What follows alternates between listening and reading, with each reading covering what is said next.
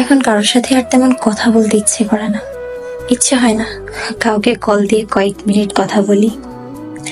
এমনকি কেউ কল করলেও কল ব্যাক করতে মনে থাকে না, মেসেজের রিপ্লাই করতেও ইচ্ছে করে না। যাদের সাথে কথা না বললেই নয়, তাদের সঙ্গেও দু একটা কথা বললেও সব বিষয় নিয়ে কথা বলতে ইচ্ছে হয় না। মন খারাপ, সমস্যা কোনোটাই কাউকে বলতে ভালো লাগে না। এসবের জন্য আমি দুঃখিত। শুধু ভালো লাগে সারাদিন নিজের মতো করে ব্যস্ত থাকতে। ব্যস্ত থাকি আর না থাকি, তবু নিজের সঙ্গটাই মাত্রাধিক প্রিয় হয়ে উঠেছে।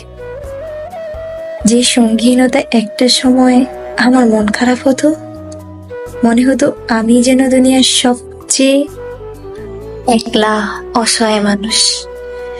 সে খারাপ লাগা, সে একাকিত্ব যেন আজ সব থেকে বেশি প্রিয় হয়ে উঠেছে।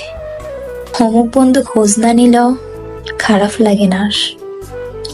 কেউ ভুল বুঝলেও নিজেকে আর প্রমাণ করতে ভালো লাগে না। যারা আমার উপর অভিমান করে রাখেন কিংবা ভুল বোঝেন, আমি দুঃখিত। আমি নিজের ইচ্ছের বিরুদ্ধে কারোর সাথে কথা বা সম্পর্ক কোনোটাই আপাতত রাখতে পারছি না।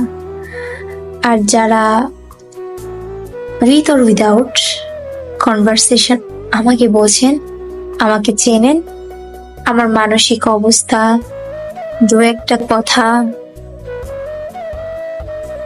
শুনেই বুঝে ফেলেন, নিজেদের বাউন্ডারি এবং প্রাইভেসি দুটোই বোঝেন, আপনাদের প্রতি আমার কৃতজ্ঞতা।